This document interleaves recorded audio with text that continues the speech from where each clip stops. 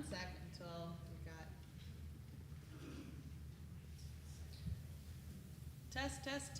test. Test. There we go. Yes. On behalf of this congregation, welcome to the Unitarian Universalist Church of Huntsville. We acknowledge that we are on the traditional territory of Native tribes. Whether you have joined us online or you're here in our sanctuary enjoying this lovely music, we are glad to have you with us in this sacred time we choose to be together. Our congregation is served by our minister, the Reverend Jamie Simon, who is available for pastoral care and to answer questions about Unitarian Universalism. She may be reached at minister@uuch.org. If you are a newcomer, please sign our guest book in the foyer to receive our weekly email newsletter.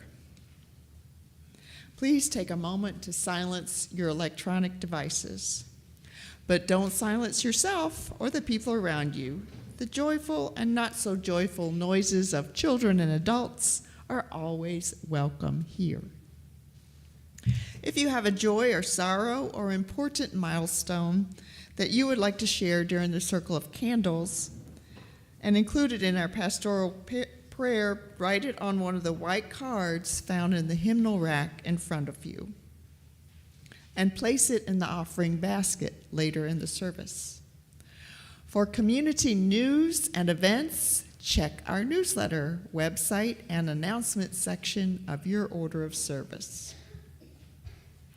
After our service today, everyone is welcome to join us in Fellowship Hall for coffee and snacks. Now I would like to invite Susan Coddington to ring the singing bowl to help us enter into the service more deeply.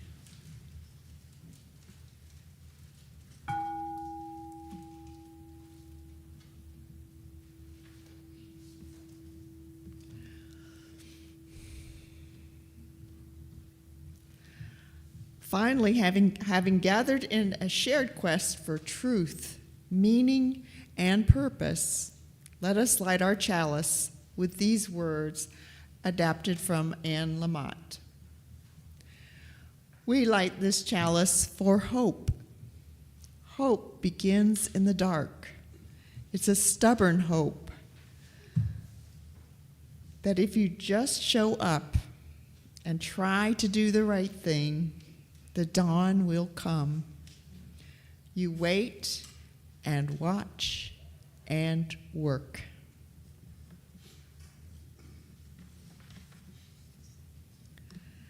Now, to help center yourself and quiet your mind, we have our music for centering.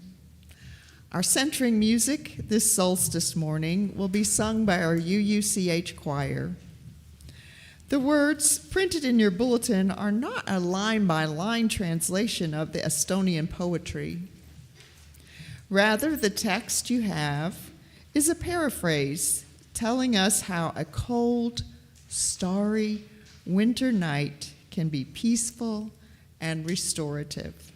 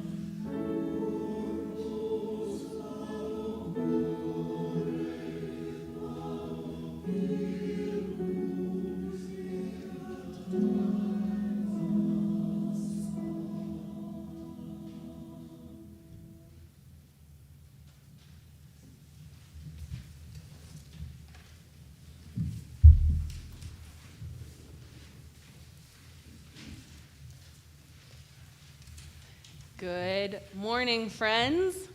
Good morning. Welcome here to the Unitarian Universalist Church of Huntsville. My name is Reverend Jamie Simon. My pronouns are she and her, and it's my privilege, as always, to welcome you in for our special Solstice service this year. Today, in our sanctuary, we will honor the beauty and power of darkness as we await the promise and renewal of light. We join with people of faith from different places and cultures and times who anticipate this solstice day. We honor this celebration as it is part of the sacred practice of pagan and earth-centered people. And for as long as the reaches of human history can tell us, people have noticed the changing of the seasons. They've felt the gentle shift as the nights get longer and longer, the days colder, leading us into the soft embrace of this, the longest night of the year. We have watched the stars and planets circle and orbit, the skies change, and now we are here at the precipice. We brave together this, the longest night of the year, and from here we look forward to the gentle shifting, for minutes and hours of more and more light. As we begin this time of solstice, of presence to the wisdom of the darkness, we begin in the tradition of pagan practitioners of calling the four directions with these words from Julia Hamilton. In this tradition, which is grounded in respect and reverence for the natural world, calling upon the four directions is the traditional way to begin a ceremony. Each direction is associated with an element from the natural world, here, shared here symbolically on our altar. As we move through each direction, we will invoke the elements here.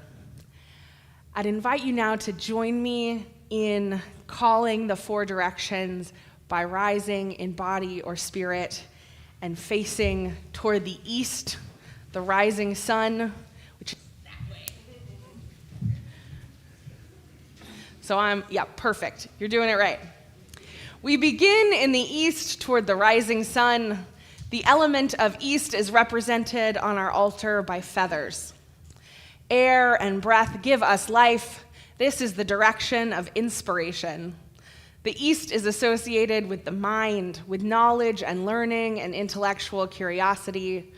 Turning toward the east, we look for a fresh start, an invigorating breath, a new idea.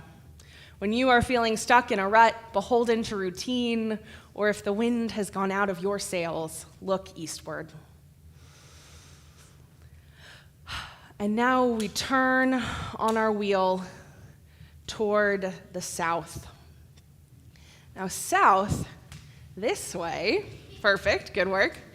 South is fire on our altar. So this corner here. The element of the south is fire, and in the southern place on our altar, the flame of this candle burns bright. Fire is a transformative force. It is heat and light and change. In the hemisphere, it makes sense that we associate south toward the equator with the warmth of the sun, the heat of the flame. When our internal weather gets cold, turning south helps us turn toward warmth and daylight, seeking out the changes that will warm us up and get us moving again, calling us out of our winters, out of our hibernation, and into action. And now we turn once more to the west. This corner over here, represented on our altar with water. The element of the west is water, and here we have water collected at our water communion service each year. This water symbolizes the way we come together in community as individual drops joining into a mighty river. In the west, we are drawn into the experience of our emotions. This direction calls on us to self-reflect, to self-understand. If you're seeking to get in touch with your inner life, turn toward the west. And finally now, we move toward the north this way. The element of the north is earth, represented here by some dirt and some pine leaves I found in our yard this morning. There is stability here, the ground of our being. North represents the place that holds us and allows us time and space to heal and grow. It's the place of embodiment, of connecting with ourselves, with the concrete world around us, a place of deep wisdom, of rest and recovery. Now you may turn back towards the front. We have placed these 4 elements on our altar and called them into this service, marking the solstice day. East, air, breath, and inspiration. South, fire, transformation and action. West, water, feeling and reflection. North, earth, balance, and wisdom. Let us honor the wisdom and power of these 4 directions as we share a moment of quiet silence together as you return to your seats.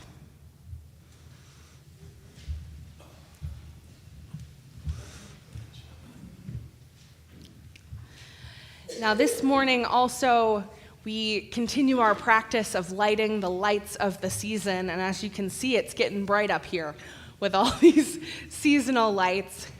So first, we begin with Advent, the 4 candles on our wreath. This is week 4, the week of love, and as the wheel of the season turns, we are brought closer and closer to the sun, reminded of how love is our source of warmth and compassion. Love animates our days, informs our decisions, and quickens our hearts. This 4th Advent candle reminds us to cherish all we hold dear, our memories, our care for one another, and the planet Earth that sustains us. Love, know us, hold us, and nurture us this day.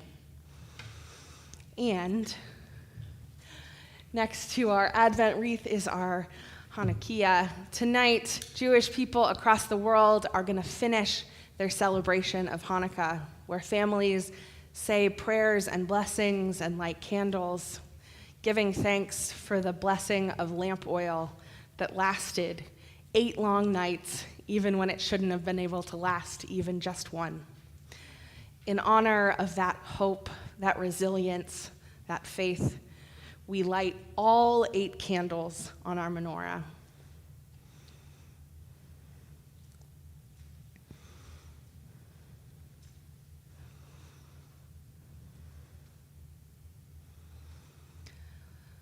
With the lights of the season now lit ablaze, I invite you to rise in body or spirit to sing our opening hymn. It's number 55 in your gray hymnal, Dark of Winter. Let's sing together.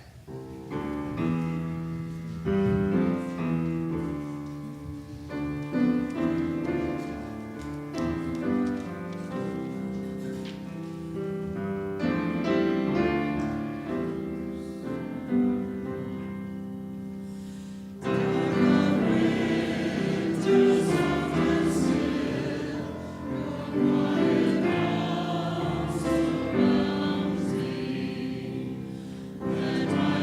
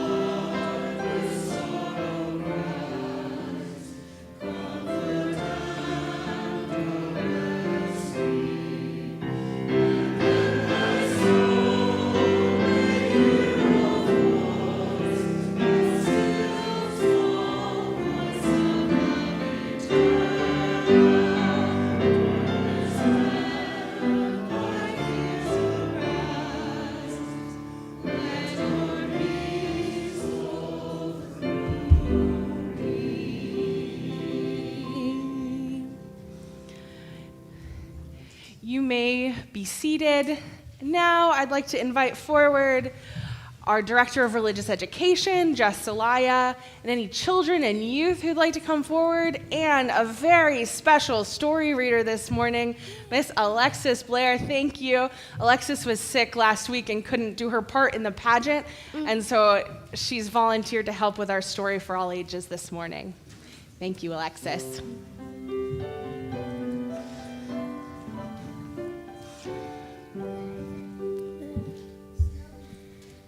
Hello. Well, it's almost Christmas this week. I'll read you a story called How Much Does Snow Wait? It was a deep winter, and snow was falling steeply. Upon a hillside, a tiny mouse creeped out its hole for a little break in its long winter sleep. Drowsily, the little mouse looked around and twitched its whiskers and would have gone back to sleep inside its hole, and not a tiny voice echoed from somewhere out there in its white winter world. Hello, little mouse. Can't you sleep? The mouse looked around and caught sight of a tiny bird sitting shivering on a bare branch just overhead. Hello, Jenny Wren, said the mouse. Pleased to find some company on the big day. I just came up for a bit of air before I go back to sleep for rest of the winter. But it was so good to find company that for a while the mouse and wren sat there together, cuddled beneath the lowest branches of a pine tree, watched the snow falling, and enjoyed a little conversation. How much do you think the snow waits? The mouse asked. The wren suddenly, a snowflake waits nothing. The wrench supplies. A snowflake is so insignificant. It carries almost no weight at all. How could you possibly weight a snowflake? Oh, I disagree, said the mouse. In fact, I can tell you that last winter, around the time I woke up from my winter dreaming and came out for a breath of fresh air, and because I had no companions and nothing better to do, I sat here counting the snowflakes as they fell. I watched them settling on these branches and covering the pine needles with a blanket of whiteness. I got as far as 2,492,359 snowflakes. And then, when the very next snowflake fell, suddenly on the branch dropped right down to the ground, and all the snow slid off it. So, you see, just one last snowflake waited enough to make a branch slid down, and all the snow slid off. So a snowflake does wait something. It does make a difference. The bird, who was only a tiny, the bird herself didn't think she much influence on the great big world around her, pounded for a long time over the mouse door. Perhaps she thought to herself, it really is true. Just one little voice can make a difference. Now we what? Let us now sing our children out. Oh no, how you clip it back?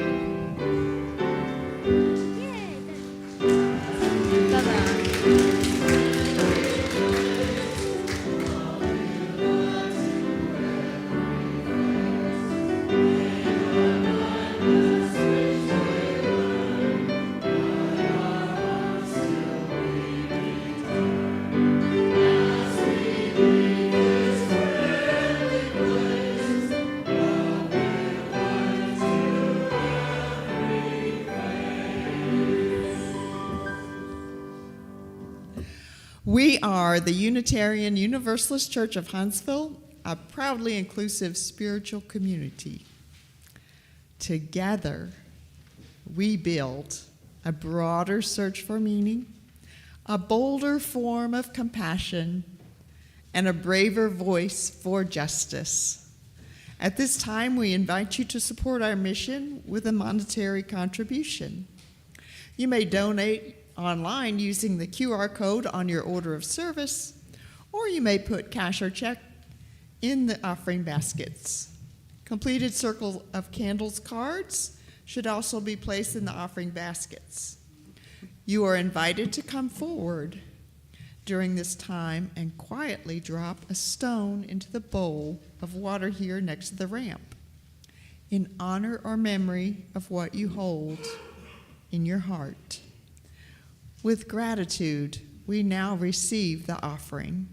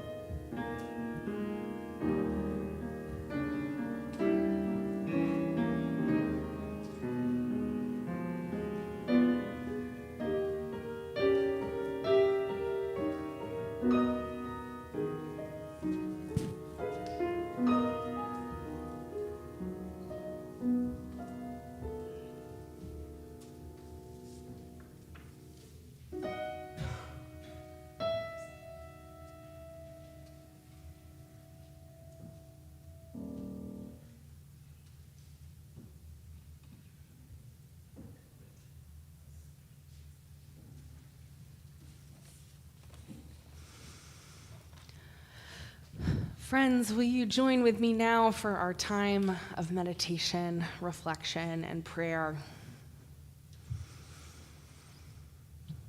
However you pray, whatever words open your spirit to that which is beyond you, I invite you now into that space of clarity and connection. In this room, we will share our joys and sorrows together, knowing that there are many held silent in our hearts too. What a privilege it is to listen to each other in this time. We lift up in joy. Valley and Foster Perry share a special joy. Last Sunday, they got to listen to their grandson, Sebastian, sing with the Cleveland, Ohio Children's Choir and the Cleveland Symphony Orchestra at Severance Symphony Hall in downtown Cleveland. What a special honor and a great joy for you both.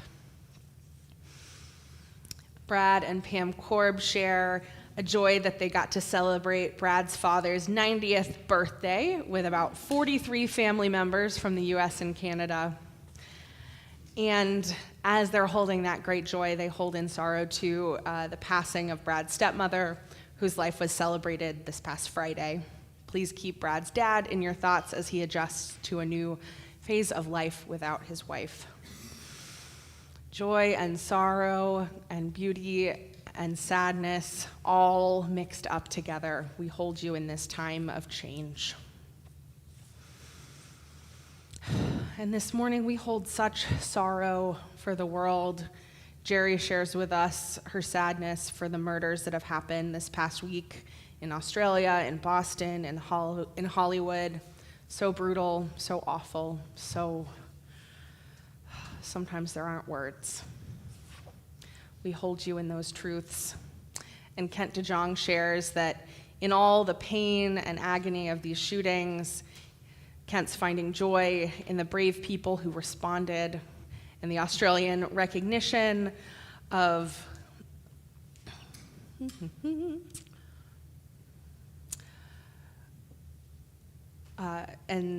recognition of those who saved many lives with their bravery and their effort in that time.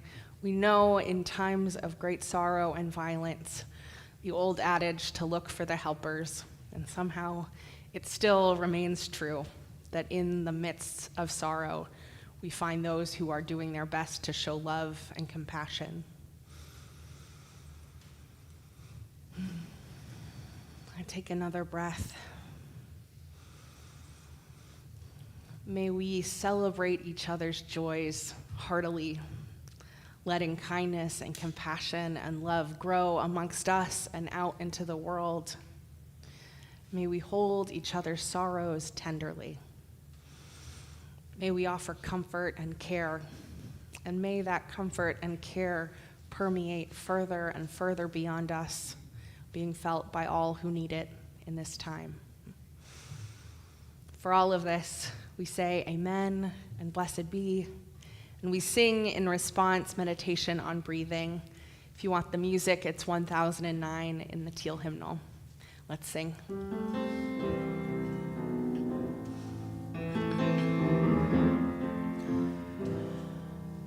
When I breathe in, I breathe in peace. When I breathe out, I breathe out love. When I breathe in,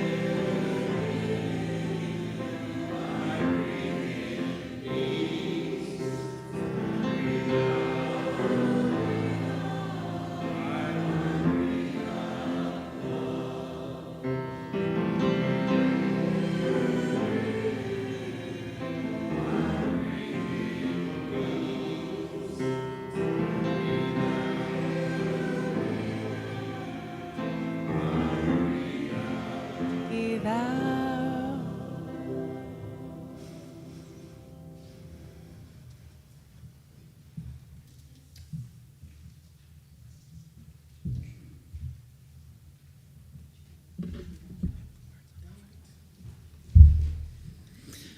See if you would like to close your eyes very briefly.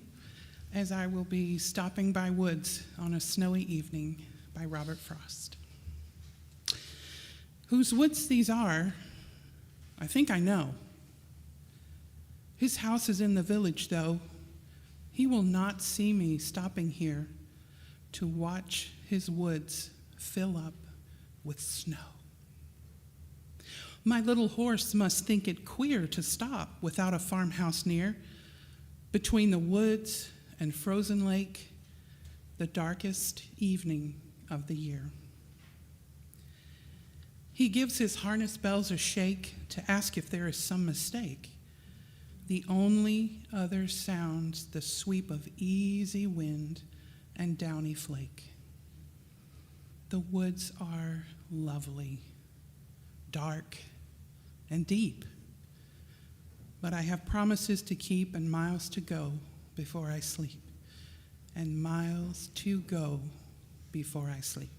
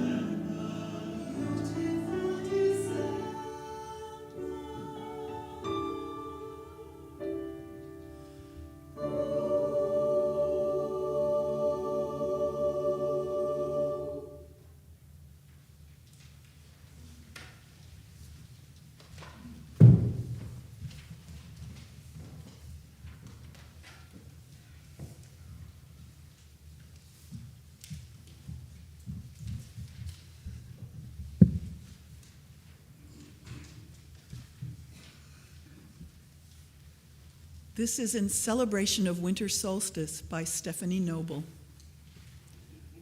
Do not be afraid of the darkness. Dark is the rich, fertile earth that cradles the seed, nourishing growth. Dark is the soft night that cradles us to rest. Only in darkness can stars shine across the vastness of space. Only in darkness is the moon's dance so clear. There is mystery woven in the dark, quiet hours. There is magic in the darkness. Do not be afraid. We are born of this magic. It fills our dreams that root, unravel, and reweave themselves in the shelter of the deep, dark night. The dark has its own hue, its own resonance, its own breath. It fills our soul, not with despair, but with promise. Dark is the gestation of our deep and knowing self. Dark is the cave where we rest and renew our soul. We are born of the darkness, and each night we return to the womb of our beginnings. Do not be afraid of the darkness, for in the depth of that very darkness comes a first glimpse of our own light, the pure inner light of love and knowing. As it glows and grows, the darkness recedes. As we shed our light, we shed our fear and revel in the wonder of all that is revealed. So, do not rush the coming of the sun. Do not crave the lengthening of the day. Celebrate the darkness, here and now, a time of richness, a time of joy.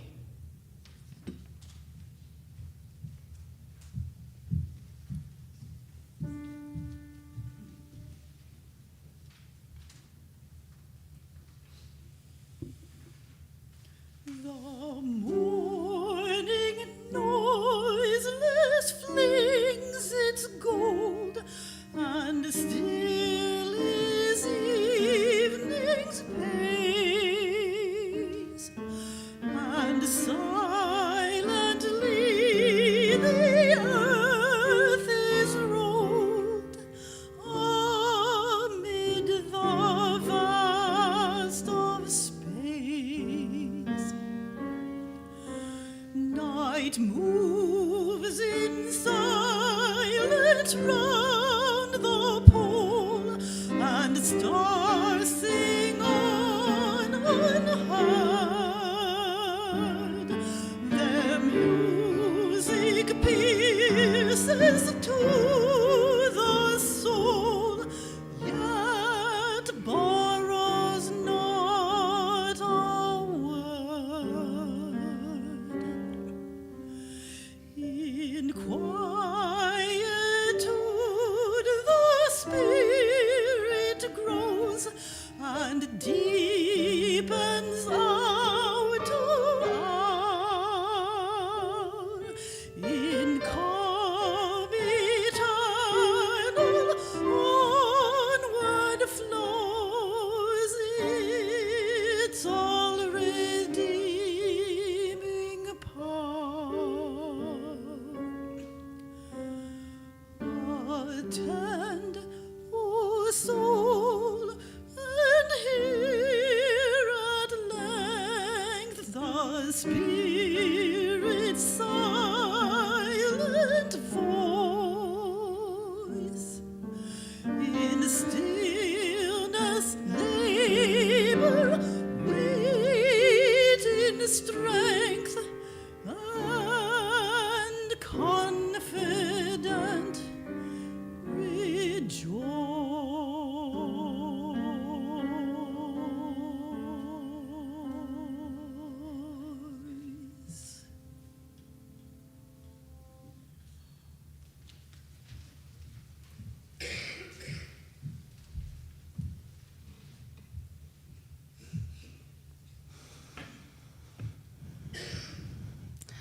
Once again, a blessed solstice to each of you. This is the one and only day of the year where the light is shortest and the dark is longest, where the cycle stops and changes direction, beginning again. And we take note of this day and this time because solstice offers us a window, a chance to pause, to look out, and to remember the blessings we find in the shadows and the darkness of our lives. We say to one another, do not crave the lengthening of the day. Celebrate the darkness. And friends, it tends to be rare in our culture that we pause to think about darkness as a concept, as an experience. Often darkness is avoided or feared or tried to fix, but darkness has its own gifts. Darkness is peaceful. It's great for getting deep rest. There are truths that cannot be made known except through the darkness.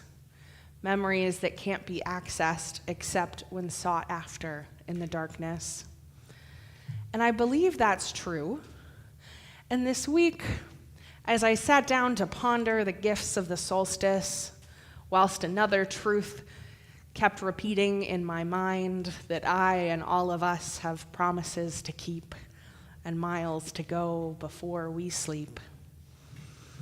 I was thinking about this darkness and the idea of darkness having its own inherent values, and I was trying to find a proof text for this. And so I started to think about dark rooms. Now, my high school didn't have one, but it seemed like all the cool schools in the 90s movies did have dark rooms. So if you're not familiar, dark rooms are the studio spaces where photographers who are using film for photography develop photos the old-fashioned way. Each image on the film roll is projected onto photo paper with something called an expanding lens. The image gets transferred, and then after the paper is moved through a series of trays of mysterious photo liquids, it's hung up to dry to fully develop into a full version of the image. And the important thing, the most important thing about the dark room is, well, it has to be dark. Outside of these rooms, there are signs and lights and little sliding indicators, making sure you know how important it is that it stays dark in that room, that you don't accidentally swing the door open and ruin all the images. When you're developing photos in a dark room, any light, aside from an eerie red or orange light that they call safe light, can ruin the image, turning a smiling moment between friends into a bright blob of overexposure. And so I thought about these dark rooms, these quiet, secluded places where small reflections of an image grow and expand and change into a full photo, capturing a moment of truth. And I thought about solstice, this darkest night of the year where we feel small and secluded in the darkness, and yet where we can ourselves grow and expand and change and experience moments of truth. So here's my pitch, beloveds. The winter solstice night is our spiritual dark room. We are developing here together in the safe lights of our altar. We are finding stillness and peace and truth within ourselves. The wisdom in our hearts expanded until it becomes something shareable, something someone else can see too. We pause here in this dark room, despite the promises we must keep, the miles and miles ahead of us, knowing that we deserve to rest here for a time, to grow and change in the darkness, to become all of who we are. So let me reaffirm for you, friends, do not be afraid of the darkness. May we enter this solstice appreciative of the gifts that only darkness can offer. May we be transformed by the changes that only darkness can make. And may we look forward to what is to come, more light and more life, eventually. But do not crave the lengthening of the day. Instead, may we celebrate this darkness. Friends, to fully experience this time of darkness, I invite you into a guided meditation inspired by my colleague, Reverend Sarah Lawal. So find a comfortable position in your body. Plant your feet on the floor. Lay your hands in your lap. Lower your gaze or close your eyes, or just allow some darkness in.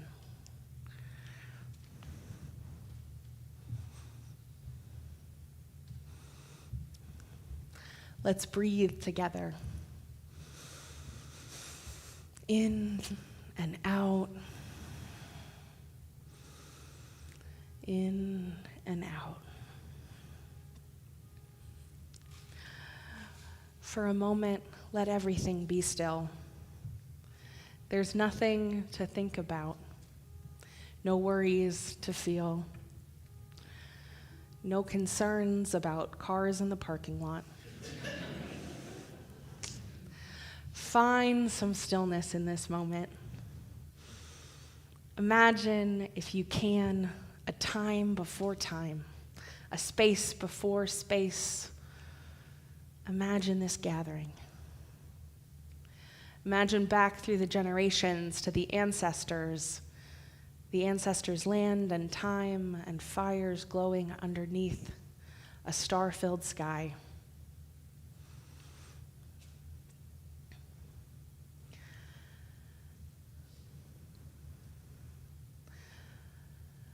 The same sky above us, for we are as far from the sun as we can be.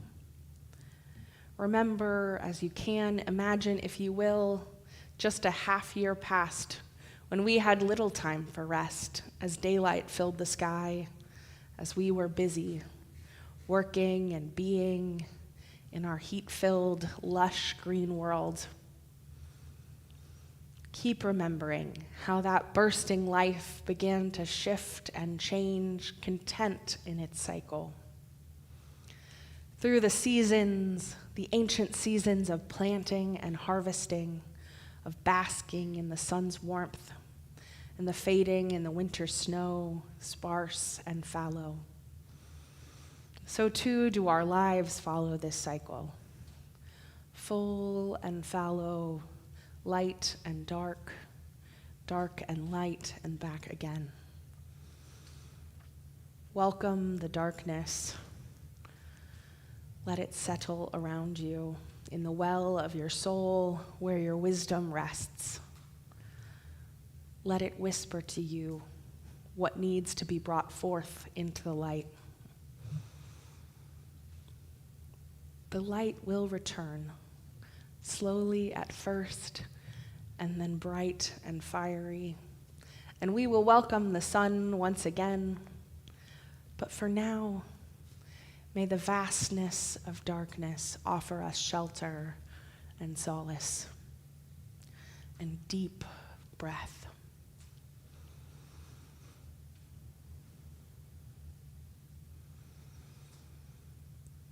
For a few more quiet breaths, let us rest deeply, taking this moment,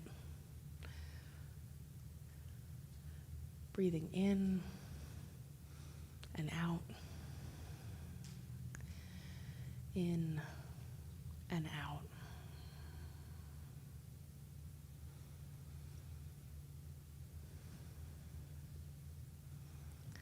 Slowly, my friends, you may return to this room, opening your eyes, awakening again to this space. Remember this rest, though. You can return here whenever you need. To close our service in song, I invite you to rise in body or spirit for number 409 in the gray hymnal. And can I get my friends towards the back of the room? Can you give me a thumbs up or thumbs down? Okay, we'll just do that. That works too. Even better. Please rise in body or in spirit, and let's sing number 409, Sleep, My Child.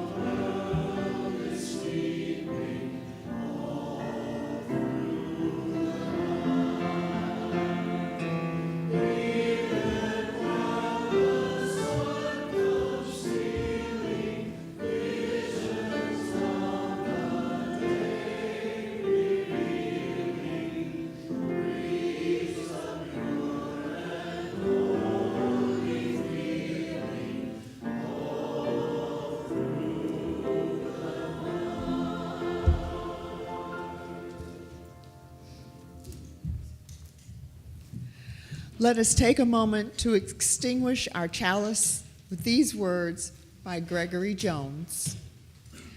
As we extinguish this chalice on this longest night of the year, we are warmed by the certain knowledge that tomorrow will welcome more light than today. As it has for eons and billions of years, the coming of light brings life. May we be awed by the great miracles of light and life, and faithfully nurture the mystery and magic of wonder.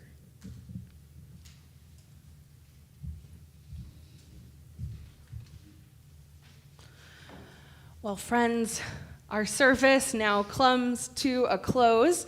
Thank you for joining us and for celebrating the longest night of the year with us here.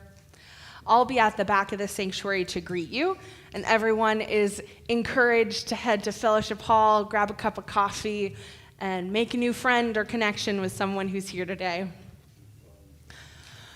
I'd like to offer a special thanks to our readers, Susie DeLacy and Andrea Atwood. If you were so inspired by their beautiful reading and want to do a reading for us on Christmas Eve, come find me after the service. We can make that happen. And a big thank you as well to our fabulous harpist, Victoria Greer. Thank you, Victoria. We always love to hear your beautiful music. I'm going to share our closing words. We're going to sing our rite of community, and then Victoria has more music for us. So you're invited to either quietly sit and enjoy the harp music, or you can leave quietly, but please make sure to allow others to enjoy the music. All right, friends. Go out now, beloveds, not afraid of the darkness, but in love with its wisdom and wonder. Remember that you are stardust shimmering in a wide universe of hope. The natural cycle of things is our teacher and our companion as we move through time and space. May we live gently together on this earth, united by the knowledge that we all belong in one interdependent web of all existence. Amen. Blessed be, and we'll go out singing our rite of community, I believe for the last time with this one, number 1039, Be Thou With Us.